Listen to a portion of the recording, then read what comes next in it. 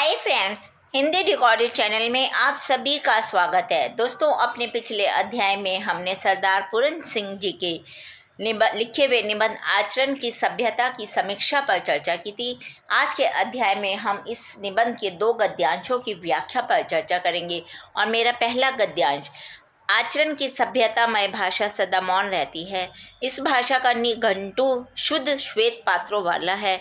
इसमें नाम मात्र के लिए कोई भी शब्द नहीं है। यह सभ्य आचरण नाद करता हुआ भी मौन है, व्याख्यान देता हुआ भी व्याख्यान के पीछे छिपा है, राग गाता हुआ भी राग सुर के भीतर पड़ा है। मृदु वचनों की मिठास में आचरण की सभ्यता मौन रूप से खुली हुई है।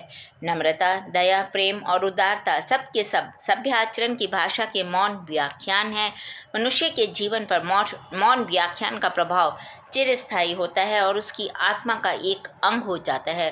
दोस्तों, इस गद्यांश में लेखक आचरण की महत्ता बताते हुए बताते हैं कि जो ये आचरण है, निघंटु का अर्थ होता है कोश, ये एक श्वेत शुद्ध कोश है जिसके अंदर कोई भी शब्द नहीं है, एकदम सफ़ेद है, लेकिन उसके बावजूद भी इसका जो ये मौन होते हुए भी बहुत शोर करता है। इसके वचनों में एक मिठास सी होती है। चलिए कैसे व्याख्या में जानते हैं, पहले प्रसंग जान लेते हैं। ये जो पंक्तियां हैं ये सरदार पूरन सिंह द्वारा रचित निबंध आचरण की सभ्यता से ली गई हैं और इस निबंध में लेखक ने व्यक्ति को समाज में कैसा आचरण व्यवहार करना चाहिए इसके बारे में बताया है। कैसे बताया है दोस्तों? लेखक कहते हैं कि आचरण की सभ्यता प्राप्त करने के लिए, यानी कि अपने अंदर आचरण के गुणों को बढ़ाने के लिए हमें निरंतर प्रयास करना चाहिए, क्योंकि जो ये आचरण है इसकी सभ्यता बिल्कुल मौन होती है, एकदम शब्दों से अलग होती है। ये किसी के सिखाने से नहीं आती, ये किसी भाषण से हमें समझ नहीं आएगी, उसका हम पर कोई प्रभाव नहीं पड़ेगा। इसकी जो भाषा है इसका तो कोई व्याकरण ही नहीं बना। ये तो हमें ना तो ये श्वेतधारी महात्माओं के व्याख्यान से भी नहीं मिल सकती। आचरण की सभ्यता में क्योंकि दोस्तों कोई शब्द ही नहीं होते हैं, इसे आप सिर्फ अनुभव से अच्छा आचरण प्राप्त कर सकते हैं। इस पर अनेक महात्माओं और ऋषिगण व्याख्यान देते हैं, लेकिन दोस्तों वो भाषण से बिल्कुल अलग होता है, भाषण नहीं देते हैं। यह बाहर से भी संगीत की तरह दिखाई देता है, लेकिन वहाँ पर भी नहीं होता। अच्छे आचरण वाले मनुष्य को देखकर हम खुश होते हैं, लेकिन जिस तरह संगीत में संगीत हमें दिखाई नहीं देता, सिर्फ सुनाई देता है, इसी तरह आचरण भी मौन रहता है। यह तो उस राग के सुरों के भीतर समाया होता है जिनसे राग का निर्माण होता है। मनुष्य मधुर वचन बोलता है।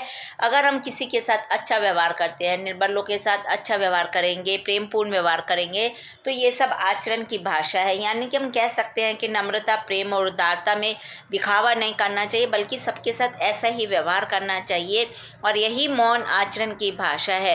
इस भाषा का प्रभाव किसी भी व्यक्ति पर लंबे समय तक रहता है और उसकी आत्मा का एक अंग सा बन जाता है कि हमें भी सबके साथ अच्छा व्यवहार करना चाहिए, आचरण का दिखावा कभी नहीं करना चाहिए।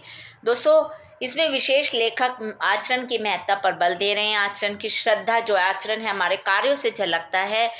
आचरण प्रदर्शन की कोई वस्तु नहीं, आप इसको दिखावा नहीं कर सकते हैं। उपदेशात्मक शैली और तत्सम शब्दावली प्रधान है। दूसरा गद्यांश है दोस्तों, तीक्ष्ण गर्मी से जले भुने व्यक्ति आचरण के काले बादलों की बूंदाबांदी से शीतल हो जाते हैं। मानसोत्पन्न शरद ऋतु से क्लेशातुर हुए पुरुष इसकी सुगंधमय अटल वसंत ऋतु के आनंद का पान करते हैं।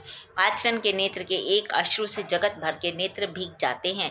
आचरण के आनंद नृत्य से उन्मदिष्णु होकर वृक्षों और पर्वतों तक के हृदय नृत्य करने लगते हैं। आचरण के मौन व्याख्यान से मनुष्य को एक नया जीवन प्राप्त होता है। नए नए विचार स्वयं ही प्रकट होने लगते हैं। सूखे काष्ठ सचमुच ही हरे हो जाते हैं। सूखे कूपों में जल भर जाता है। ये नए नेत्र मिलते हैं। कुछ पदार्थों के साथ एक नया मैत्री भाव फूट पड़ता है। दोस्तों, प्रसंग पिछले वाला ही आएगा और लेखक इसमें भी आचरण के बारे में ही बताता है कि आचरण का व्यवहार हम कोई भी पेट से सीख कर नहीं आते, हमें यहीं इस दुनिया में आकर अपने व्यवहारों को अच्छा करना होता है। हर मनुष्य को इसके लिए प्रयास करना चाहिए, क्योंकि बुरे व्यवहार वाले जो भी व्यक्ति होते हैं वो दूसरे को कष्ट देते हैं और उनको कोई भी प्यार नहीं करता। लेकिन जहाँ कोई एक अच्छे आचरण वाला व्यक्ति आ जाता है तो उसकी जो अच्छे आचरण की जो बातें हैं मौन होते हुए भी सब तक पहुँच जाती हैं। उसके गुणों का हर तरफ गुणगान होता है। दोस्तों, अच्छे आचरण से ही संसार का कल्याण हो सकता है। मनुष्य के मन में जो बुरे गुण हैं उनका हम अंत कर सकते हैं अच्छे आचरण से, और जन कल्याण की भावना का हमारे अंदर समावेश हो जाता है।